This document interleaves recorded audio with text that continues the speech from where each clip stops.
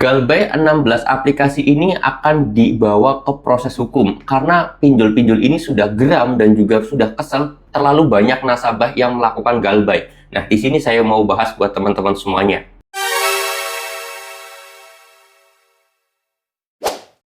Assalamualaikum warahmatullahi wabarakatuh teman-teman semuanya. Pada kesempatan video kali ini saya ingin membahas tentang proses jalur hukum dari beberapa pinjol yang sudah mungkin emosi karena terlalu banyak nasabah yang Galbay pinjol, atau nasabah tersebut banyak yang melakukan Galbay. Apa aja itu bang? Yaitu seperti Shopee, Akulaku, Ada Kami, EasyCash, terus kemudian juga Julo, Finplus, Rupiah Cepat, KTA Kilat, dan lain-lain. Ini sekarang sedang emosi kepada nasabah yang banyak melakukan Galbay. Akhirnya dia sendiri atau para pinjol ini ingin melakukan ke proses jalur hukum. Dan banyak teman-teman semuanya yang ketakutan menanyakan hal itu karena banyak ancaman dari DC-nya akan dibawa ke proses hukum.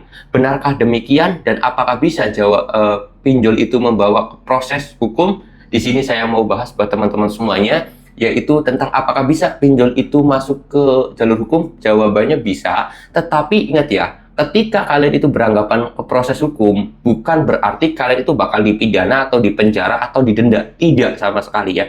Kasusnya hutang piutang itu masuknya perdata. Jadi tidak ada sangkut pautan yang namanya kita dipenjara, kita dipidana, itu tidak ada teman-teman ya.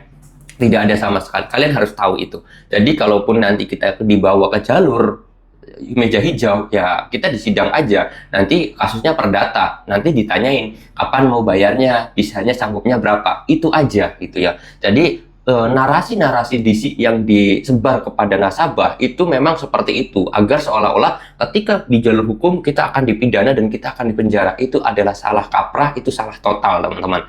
Lalu kemudian yang jadi pertanyaan, bang, nanti benar nggak sih, bisa nggak sih sebenarnya pinjol itu mengajukan ataupun membawa nasabah tersebut ke meja hijau? Jawabannya sangat bisa karena sesuai peraturan perundang-undangan teman-teman. Ya, bisa nggak? Jawabannya sangat bisa. Kalian dipanggil ke meja hijau bisa. Tetapi itu kejadiannya hanya 0,001%. Jadi sampai detik ini belum ada nasabah yang dibawa ke jalur hijau karena hutang pinjol teman-teman ya. Memang ada aja, tapi itu pun hutangnya yang sampai miliaran. Kelasnya pun bukan perorangan, tapi kelasnya pun perusahaan, itu memang ada. Tetapi itu hanya untuk jalur perdata. Dan terus kenapa kok seperti itu bang? Karena saya yakin 99% pinjol itu tidak akan membawa kasus pinjaman seseorang ke meja hijau karena nantinya bakal diselidiki juga oleh pihak yang berwenang ya. Jadi ditelusuri bener nggak nih nasabah tersebut itu punya hutang, ditelusuri itu.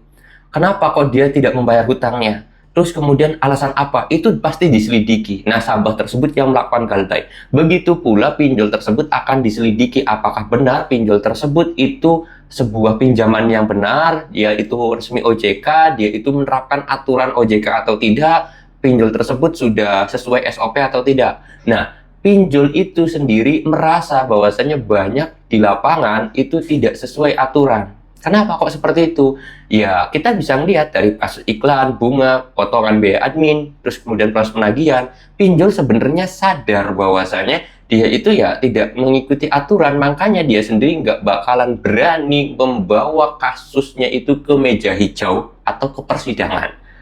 Karena ya pasti nanti pinjolnya juga diselidiki. Kalau diselidiki ya malahan nasabahnya bebas, pinjolnya kena masalah. Karena satu, kita lihat dari iklan.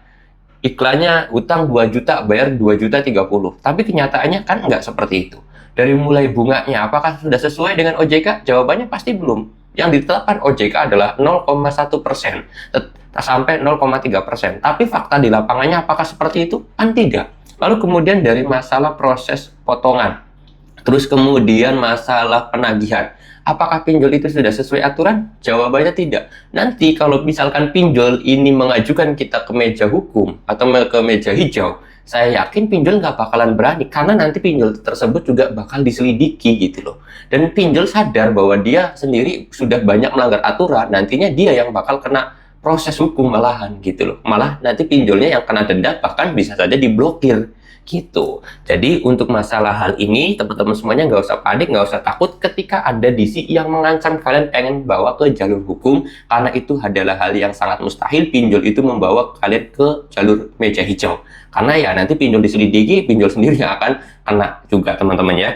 Jadi untuk menjawab hal itu tenang aja, santai aja, dan relax aja. Dan saya sendiri berdoa kepada Allah Subhanahu Wa Taala mudah-mudahan teman-teman semuanya dimudahkan segala urusannya, dilancarkan segala rezekinya. Dan saya titip pesan juga kepada teman-teman semuanya yang mungkin sekarang sedang berusaha mencari rezeki. Saya pesan jangan pernah lupa terhadap Sang Pemberi Rezeki. Percuma kita terlalu sibuk mencari rezeki, tapi kita lupa terhadap Sang Pemberi Rezeki. Saya mau tutup dulu video ini dengan kata Assalamualaikum warahmatullahi wabarakatuh.